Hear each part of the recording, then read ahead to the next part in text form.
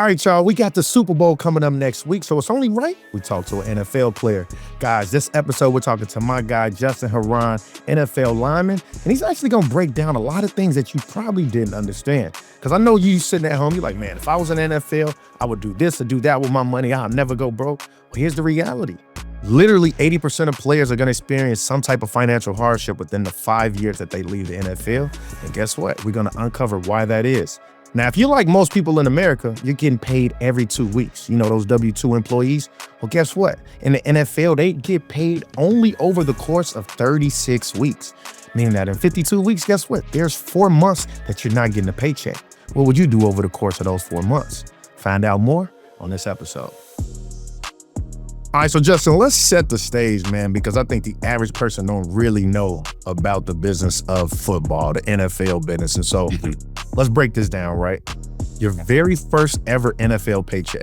How much was it? What did you do with it? And then looking back, right, was it a good thing or a bad thing, what you did with it? So the first thing I ever got was my signing bonus. So I was drafted in the 6th round. So usually what ends up happening, you get drafted, you usually don't touch your money for, it kind of depends. For me, when I got drafted during COVID. So for me, you usually don't touch your money until you pass the physical after you get drafted and whatnot. So for me, it was about a couple of weeks before I was able to even get my paycheck. But for me, my first paycheck was my signing bonus, which was for I think it was like $170K. And then after taxes, it was like maybe 90 something.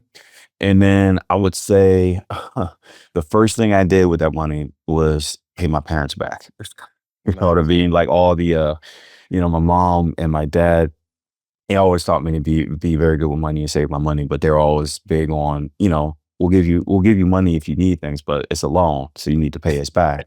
So that was the first thing I did was pay my debts back to my parents and stuff like that. And then the rest of it though, honestly, I just saved it. I just kind of sat on it. My first year in the pros, what ends up happening, what's really interesting, what I've noticed is I think a lot of guys, when they get into the pros and stuff like that, they tend to rush into making big investments or rushing into making big purchases when you don't really need to do that. When you're first, because for a lot of us, this is the first time we're going to be around this amount of money. And so I've always felt like it's always good just to kind of sit on your money for the first year. So for me, what I did was when I got the first paycheck, I just said, paid my debts off. And honestly, I just saved it as much as I can and spoke to my financial advisor. And they kind of just told me, hey, just sit on it for a year, accumulate money and just sit on it, save it, put in a little portfolio and let's go from there. You know what I mean? So that's the first thing that I did. I didn't make any crazy big purchases or anything like that. Okay. I did celebrate though. I did go to the bar and celebrate. So yeah, that was probably the biggest purchase I did. What was at the bar? Was it bottle service or how you coming? Yeah, well, yeah, I had to go with bottle service. I did. I did have to go with bottle service my first time. It's my first time. So yeah, and it's an exciting time, So I was like, why not? So what I love is you said, I talked to my financial advisor. At what point do you get a financial advisor? Kind of how that conversation, how does that happen? Are you talking to family and friends to find one? Or is it like some of your network coming from, the Wake Forest? Or how do you even come with that? Honestly, for me, I think, it's just trusting your network. I think what ends up happening is you get a lot of guys who tend to reach out of their network. And sometimes you have to. I think it's super important to have people outside of your network, because that's how you establish new pathways and new connections and all that good stuff. But I think when it comes to decisions like this, I think it is super important to go within your network. And then once you're kind of been established and you kind of know the type of you kind of know the type of person you are financially, I think that's the best time for you to decide, okay, is there another financial advisor that I want to go with? You know what I mean? I think initially, it's super important to have a financial advisor within your network initially who knows you pretty well, kind of has a general idea of how to get you started and where, and tell them where you want to go, if that makes sense. I think it's super important to get it as soon as possible, especially when you're kind of working with agents and all that stuff and working on giving them 3% of your salary and all that good stuff. So I think it's super important to have it from the very beginning. You know what I mean? I don't think there's anything wrong with honestly having a financial advisor before speaking to a financial advisor before you even get out of college, especially with NIL and stuff like that. Yeah. Now, I think it's even more crucial to, I mean, I don't want to say tell a 17-year-old high school senior or 18-year-old high school senior to start talking to a financial advisor, but with NIL and stuff like that, I think that you have to start even earlier now. I think it's just super important just to have a good base foundation and base understanding of what your finances are going to look like and have someone help you through it. So, from the outside looking in, bro, like everybody just seems extremely wealthy, right?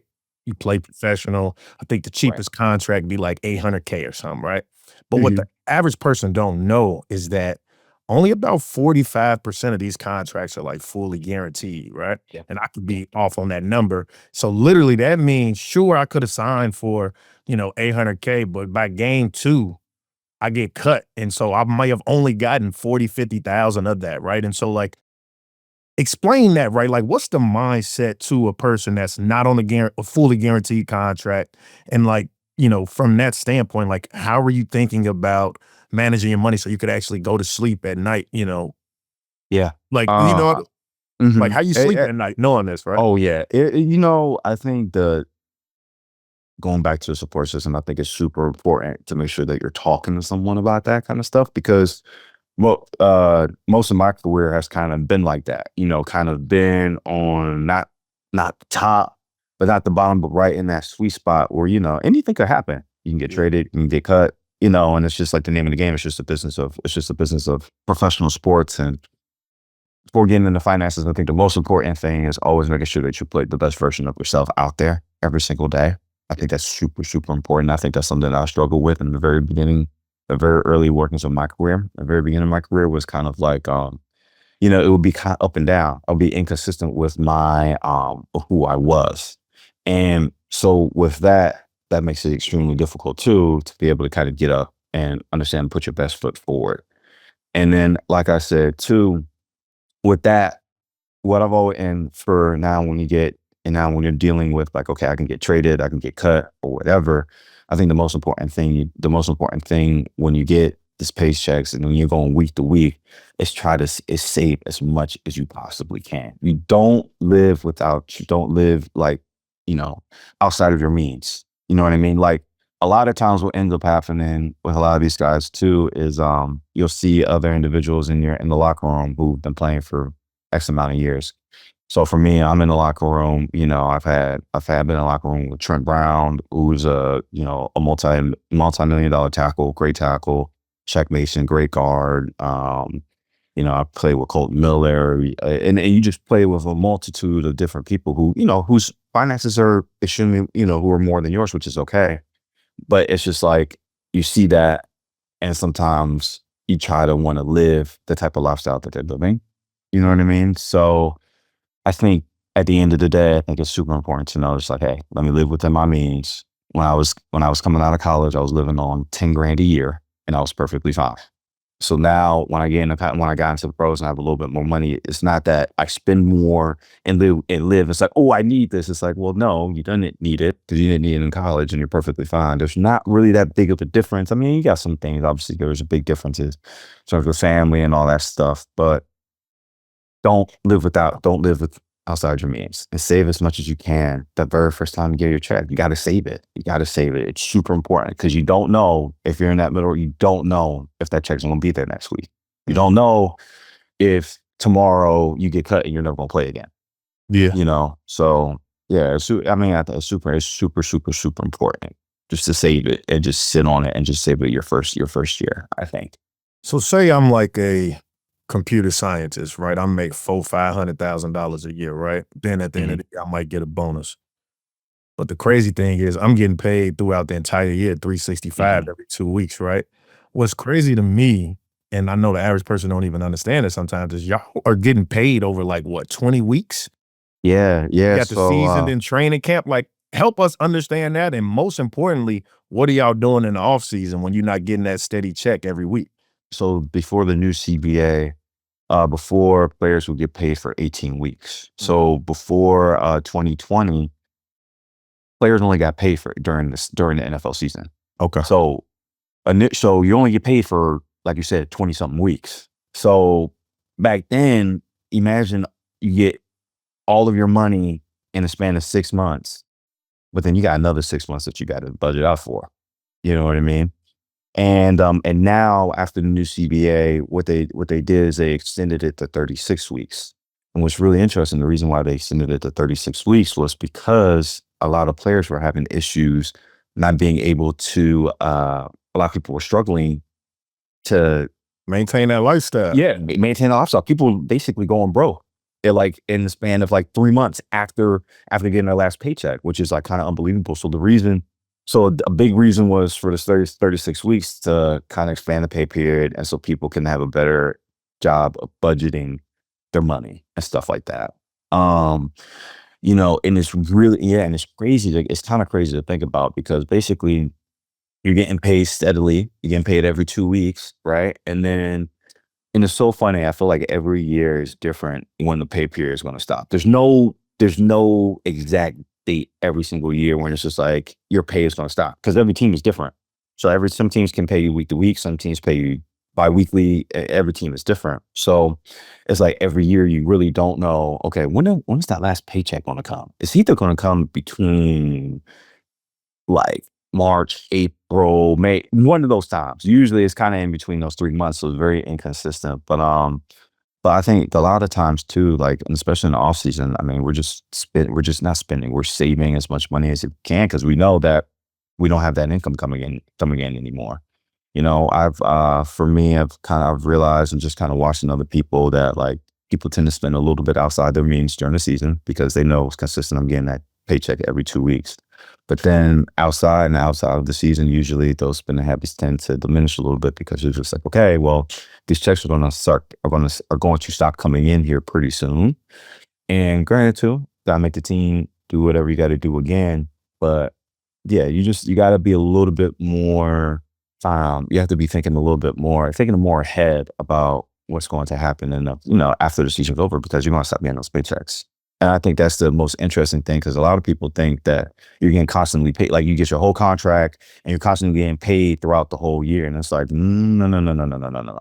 You're getting paid for 36 weeks. And then after that, you gotta make the team again and get the other part of your contract. Does that make sense? No, that makes perfect sense, bro. And I think, the average person don't understand that. But look, we're going to take a quick break. And when we come back, we're going to have more with my dog, Justin.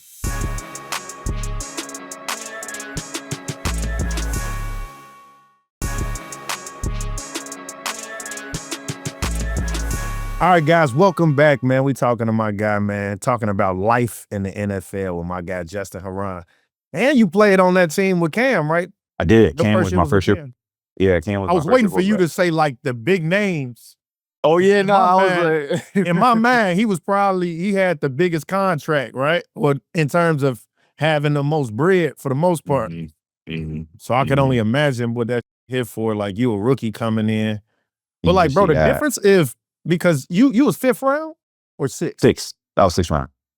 So, bro, the difference of 6th round versus a undrafted free agent is, you say you made 190 signing. I think my boy Cope might have got like 5-10K signing bonus, bro, as an undrafted. Ain't that crazy? It's drastic from round to round of how. I was about to say, but first round is even more egregious. Oh my goodness, dude! Like I think one of our former teammates, Wake. I don't know, but I think his signing bonus was like 14 mil or something crazy like that. Yeah. And you just like when they did the Hard Knocks with obviously the Bears and Caleb, I think they was like, "What's your signing bonus?" Bro said 20 mil. We damn. That's what everybody did in the audience. Yeah, bro, that's crazy. That video went hella viral. I say, nah, that's crazy. I mean, shorty, I get it though. It's crazy, and it's like, Ross, like, it's crazy how you'll sign a piece of paper, send it back, you'll fax it back. That next day, you'll just have that much drop. You just like, whoa. For me, like, when I got my signing bonus, that's literally how it was. So this was even crazier. So during COVID, a lot of players couldn't get their signing bonus because they couldn't go to the team and get a physical. Oh.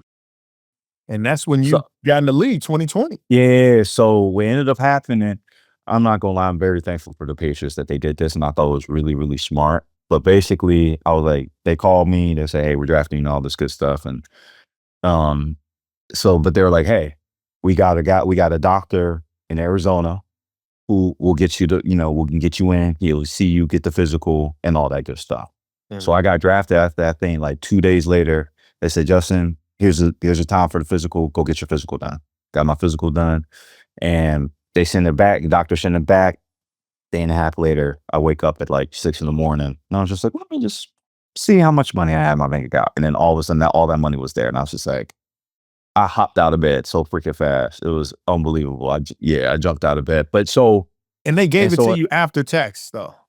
after tax. That's a question, bro. Honestly. So let's talk about the other fees though that come with it, like paying your agent and then dues to Mhm. the Players Association. Yeah. Like if say you paying your agent 2%, you're paying Mhm. 2% on the 190, not the So or okay. 180. I'm sorry, the number you said. How If that work? I'm not, I believe when I got signed, my agent didn't I don't think he took any money from the signing bonus. Oh No, he wow. didn't Okay. take any money. He didn't take any money from the signing bonus. He only took it from my actual contract when I made the team.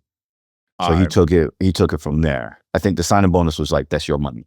That's dope. So That's dope. yeah. So my agency, they're like, "That's your money." And then and another thing is too, which is super important too, player performance. We'll get into this later, but player performance, your agent shouldn't touch that either. Okay. I had some guys that I was training with where the team was just like, "No, you got to come to New York, you got to come wherever to get your physical done." And they couldn't make it because it was COVID. So a lot of places were like, "No, you can't come to the facility," and all this stuff. So I knew some guys who were Wow. drafted higher than me and still hadn't gotten paid for like 2 to 3 months. That's crazy.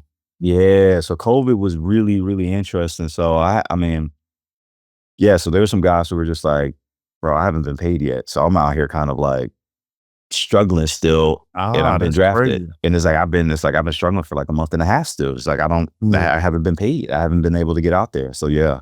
Yeah, that was really, really crazy to hear. That's like there's some people like I'll never forget.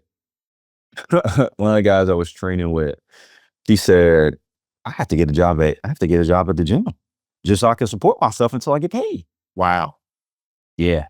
And it's Yeah. crazy because that person is sitting there waiting to get like 200,000-300,000, and they like, I gotta go get a minimum wage job. I gotta go get minimum wage so I can pay my bills on time. So I can pay my bills on time.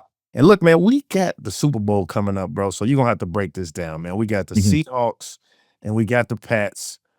I'm gonna say it's probably gonna be boring, but what you think, man? Who you got winning? Man, I have to go with New England, man. I'm a New England guy. They gave me a lot of opportunities. So I'm not gonna be I'm ready for it. I want New England to win. I know Josh McDaniels gonna dial something up. I already know. He's a mastermind when it comes to offense, so he's gonna dial something up. Tell me you biased without telling me you biased. Like, he was drafted. He was drafted by the Pats, but it makes sense. So look, let me tell you. So one of my best friends, literally in my wedding, college roommate, he actually used to work for the Celtics, right? He now is like the AD at University of Arkansas. Shout out Remy. But the crazy thing is that when I would go and fly to Boston, the most obnoxious city in America is the Boston airport, purely because you're waiting in line for TSA and they got every banner right above your head that they've won a title in. So literally the Boston Bruins, the Celtics, the Patriots, the Red Sox. So you sitting there and I'm like, bro, this is so obnoxious. And I'm in the midst of being a Chicago fan. We haven't won nothing since it felt like forever at the time. I'm like, bro, Ooh. that's so nasty. But what I will say is maybe just because I'm a hater, and shout out to all the other haters in the world, I don't want to see the Pats win, so I'm going to go for the Seahawks. Okay. I mean, it's gonna be a little rematch. What was it? 2015 was the last time they played each other. I think that's the year. Yeah, When 2015. when they should have just handed it off to Beast Mode, right? Yeah, now they don't have beast mode, so I'm kind of interested to see what they do. Yeah. They do got my boy Kenneth Walker though. They do got my boy Yeah, Kenneth man. Walker. So it's gonna be. I think it's gonna be a good game. I think it's gonna be a good game. I do want the Pats to pull it off though. Yeah, no, without a doubt, man. I think this has been electrifying. One of the best seasons as a Bears fan.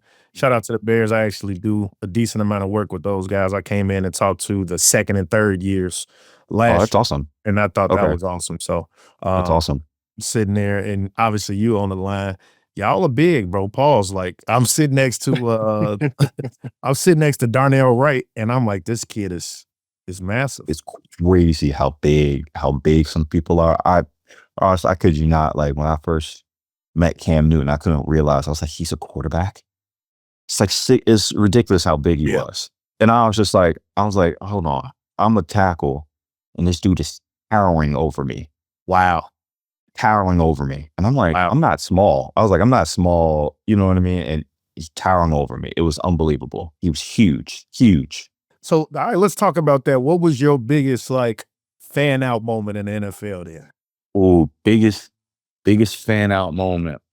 Uh I'm not gonna lie. I think I was in my car. I'll never forget, it was COVID. I was in my car and we had to go get tested before we can kind of go into the facility. So they did this thing where you get tested and you have to wait like 15 minutes before you can get going to the facility. It's like early stages of like the COVID protocol and stuff like that. So I get there and I'm waiting, and I'm in my car waiting.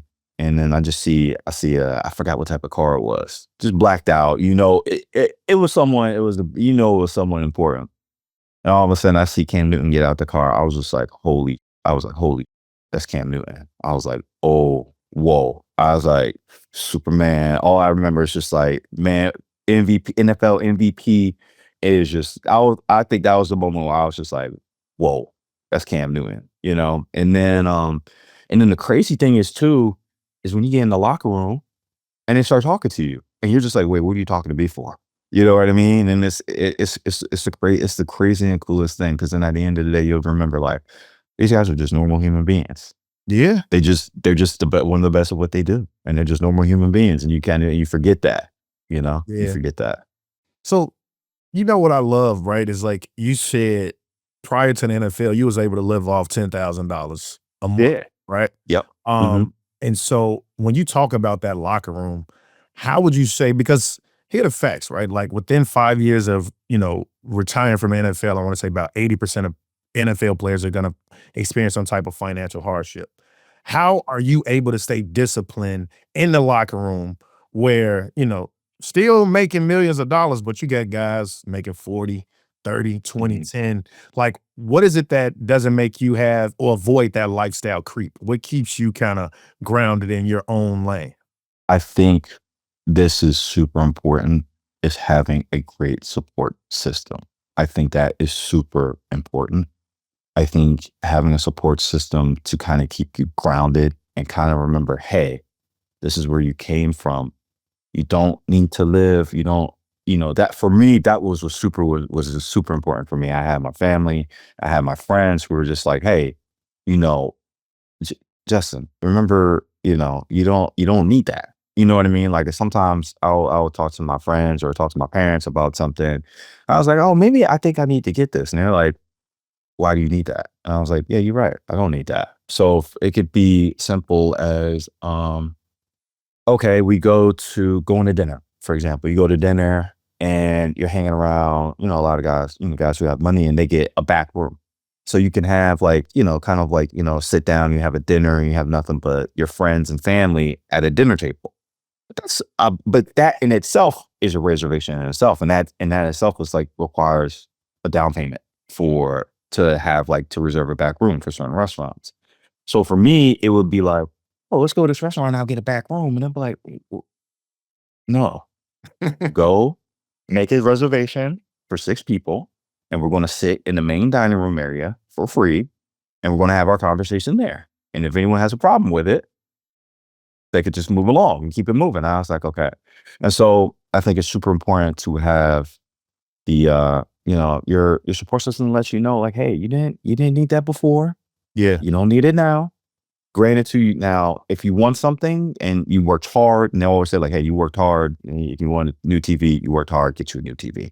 Mhm. You know what I'm saying? You worked hard for it, that's fine. But just when it comes to like stupid purchases, it's just like your support system keeps you grounded. They keep you to remember like, hey, like don't let the money change you. You know what I mean? It's just, yeah, still talk to you. Yeah, I think that's the most important thing I could tell is like your support system is going to keep you grounded.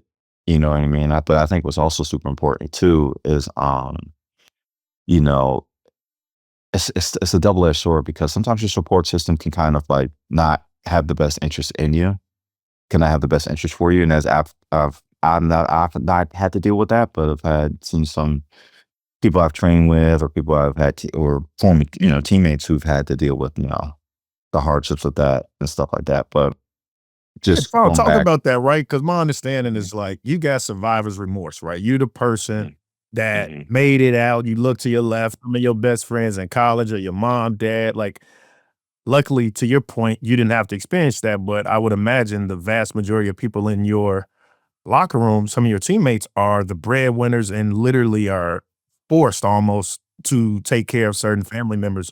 How do when you think about when most people do experience financial hardships, mhm, during the season, right, or during their time of playing, a lot of those mhm. friends are there, leeching and going out with them and they fronting the bill. But the moment that they have that financial hardship, they no longer there. And so, like, how important is it, early on learning how to say no? Yeah, it's super, super important. Um, and I'm not gonna lie, Ross, it's easier said than done. It's Yeah, really a lot easier said than done. Because Ross, there'll be people that you never thought who never asked you for anything, who yeah, never asked you for anything your whole life, and they'll ask you for something, and you're just like, and you remember everything that they've done for you. yeah, You know what I mean? You can have an auntie, you can have a cousin who's like, "I've been there from the beginning. I've taken care of you. I've been there." You know what I mean? They were never asked for anything, and then they ask for something, and you're just like, you don't think anything of it, and then all of a sudden it just keeps happening, it keeps happening, keeps happening. I think, I think there's nothing wrong with helping your family. I'm a firm believer in helping your family. There's nothing wrong with that. Um, but you do have to learn to say no. It's crucial. It really is crucial because once you say that first no, it does make it easier. And sometimes, and then explaining the reason, explaining it to people helps them understand as well. I think sometimes what ends up happening, a lot of people don't explain why they're saying no. For me, I like to explain, hey, this is why I'm saying no. And, so it can be like, hey, can you spot me $5,000 for this investment? And you'll be like, okay, well, then you start asking questions of like, okay, well, why do you need the $5,000? Why do you need it from me? What type of investment is it? What's going on? I need to have a better idea of what's going on. And then for me, I hear it, I listen to everything, and then I say, okay, here's why I'm not going to give it to you. Okay. And I can help you in a different but then way. here's my retort. Boy, Justin, I'll raise you, boy. It's only 5,000, bro. You a millionaire. Stop playing, bro. Let me go and get that. Exactly. And then they'll be like, it's like I understand that. But then I'll tell them like this. If you think every players make millions of dollars, it's not like that. And it's like, and then at the end of the day, what's super important is like you guys are family, and it's like I'm always gonna make sure you're good. I'm never gonna leave you stranded and you're struggling. I'm never gonna do that. But at the end of the day, it's just like it is not my responsibility to give you the $5,000 for that investment. At the end of the day, that is your decision. That is your choice. That is a you thing. That it doesn't involve me. That's a you thing. So it's different if it's like if it involves the both of us, and that's something that like, hey, we both decided to go in on this. That's different. But it's a you thing. And that's something that like my parents have always told me. It's like if it's on you, that's on you. I'm and my mom always said this, I'm not gonna pay for habits. It's kind of like it's not a habit, but it's basically that's what you purchase. That's not a me. That's not a me purchase. Moms is wise. That's a bar. How old were Mhm. you when you got in the league? I was 24. I was 24. So I was a little bit older. Exactly. So it's I was a So, little but bit I'm gonna older. even take it a Mhm. step further because I think you just got out of college before they really implemented NIL, right? Yeah, I So did. I just missed now it by like a year. rewind that and you're making 100, $300,000 as a 18, 19-year-old. It's ridiculous. How much more difficult? So like I'm going down, I talked to some kids that play for University of Arizona. I got a partnership. I talked to the program there, and it's amazing that some of these kids are making hundreds of thousands of dollars, and it's Crazy. so difficult to Mhm. say no. Like I also got a partnership. I talked with the All-Americans, McDonald All-Americans. So these kids legit are, some of them are getting ready to be millionaires their very next year Mhm. as they're getting ready to go. And so like when you think about the idea and learning to master to saying no, but at 18, 19, it is very difficult.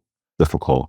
It's extremely difficult. I mean, now I think just with NIL and just, I mean, I can't even imagine me trying to say no to my Yeah. friends and family at 18. I Yeah. mean, Ross, you literally were just with them almost every day because in high school, middle school, you're with them all the time. We was And playing now, 7-on-7 and AAU together. right, growing up, they come Yeah. in, cookouts and all that stuff. So it's hard. And then you go to college like literally a couple months after that. And then it's hard to say no because you're like, I'm literally with these people like damn near raised me. Yeah. You know what I mean? And I can't even imagine trying to sing at 18 or 19. But even then, I think what's super important too, and I'm very grateful for my parents and the support system should help you say no. And the greatest thing is too, with my parents and my friends and family were just like, if you have a hard time saying no, let us say no for you. Yeah, I was just about to say, putting a person that's Yep. a barrier, let Mhm. them be the That bad guy. helps. Where it's Yep, like, that honestly, I helps. don't even manage my money. My mom gives me, well, my business manager gives me an allowance, right? Or so now it's like you got to go talk to them, and that's the easier way. So anybody Yep. watching that's in the league or a young kid getting the NIL, it's probably easier to put somebody Yes. in place that could actually say no. Cause bro, at 18 and I'm a millionaire, Yep.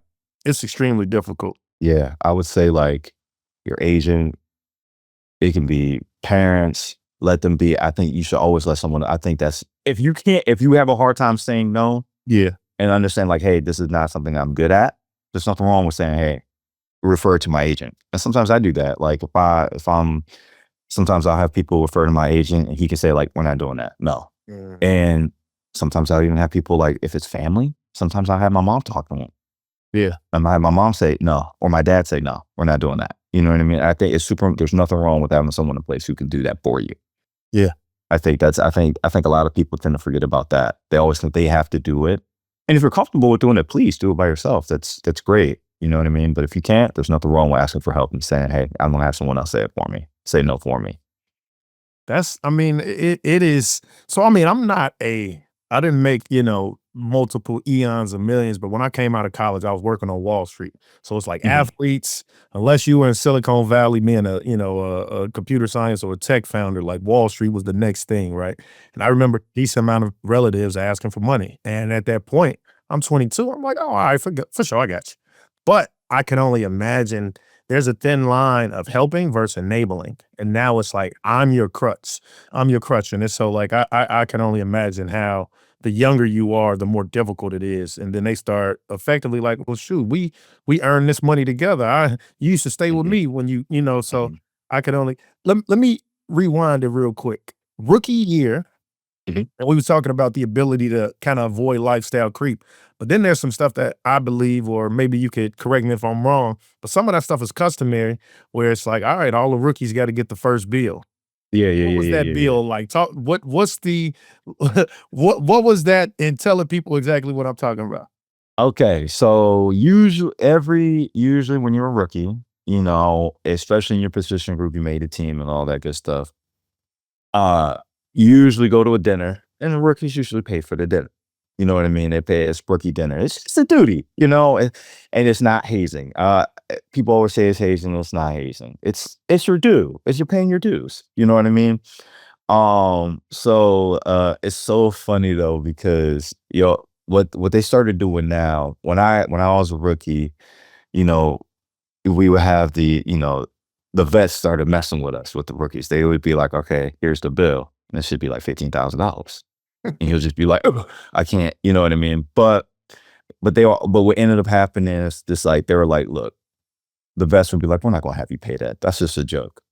We're not gonna do that. But you're gonna pay your way though.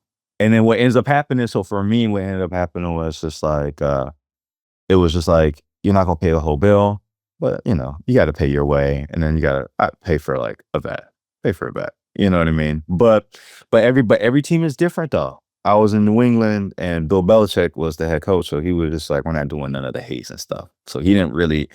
But well, other teams, yeah, you don't pay a pretty penny sometimes. You're not gonna pay $10,000. Nah, it's never gonna be something like that. But you pay like a band, 2 bands, nothing.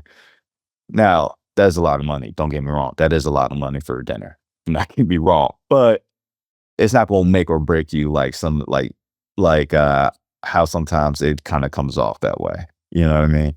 But linemen, though, it depends on which position group, though, because linemen, we can eat a lot. So yeah, yeah. So sometimes, sometimes it depends on the position group too.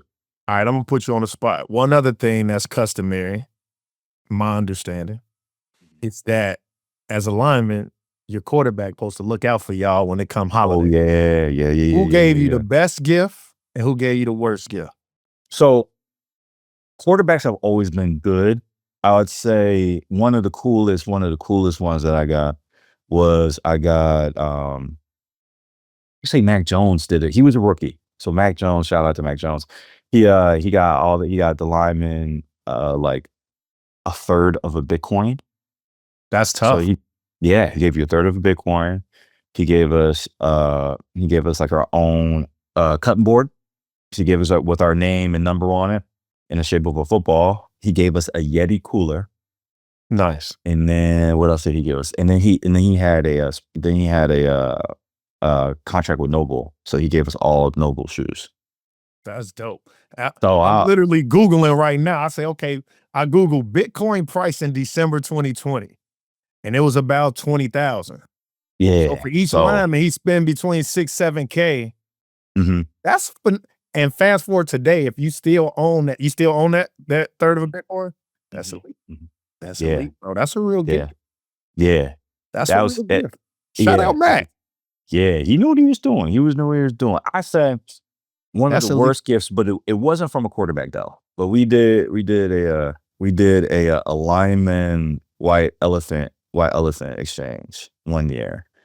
And it's really, we always do like, hey, there's a minimum you have to spend. So for us, it was like $1,000 that you had to spend. It was a minimum you had to spend. So Chris, and it's really funny, you really get to see how people are terrible at giving gifts. But one year for my white elephant, I got a keyboard, like an electric keyboard, and it was huge, right?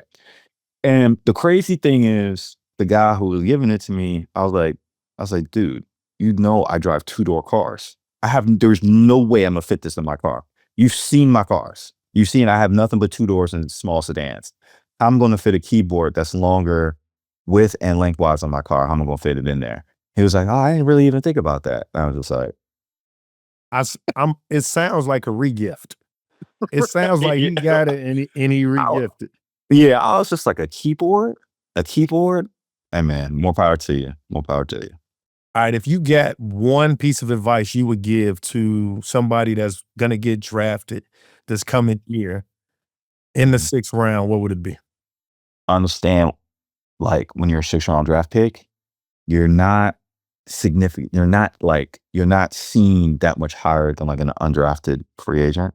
Does that make sense? Yeah. So basically, what I'll tell you is just like, even if you get drafted in the 6th round, understand where you are in terms of everyone in the building. Understand where you are in that building. You're a 6th-round draft pick, and you got a little bit of time, but there's no difference between you and an undrafted guy.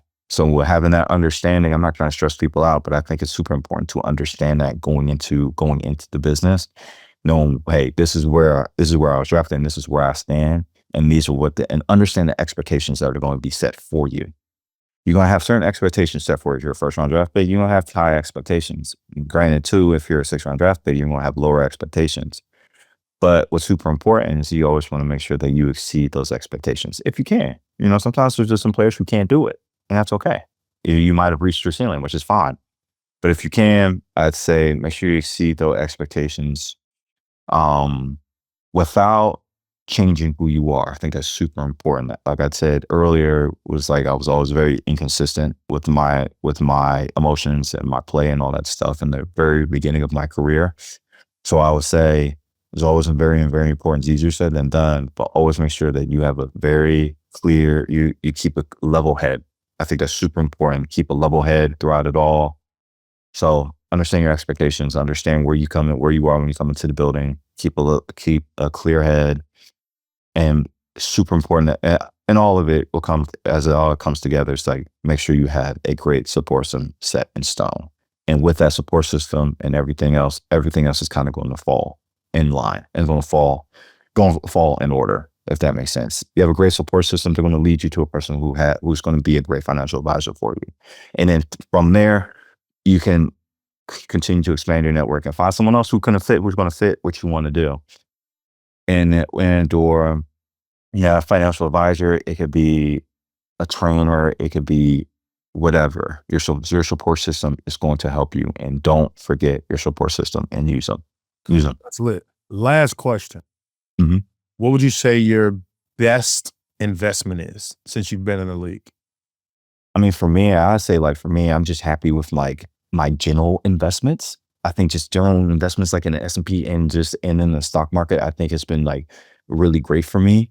I think because Ross, I think it's so interesting. I think, and I'm sure you can attest to this too. It's just like a lot of people our age are like struggling even to make investments. The normal person is not making investments now in the early 30s or whatever. Not that many people are making those type of moves or anything like that. So for me, I've just been very proud with the fact that I've been able to do something that my parents weren't able to do. Now within the next year, I do want to get a house. So I do believe that's going to be my next best investment.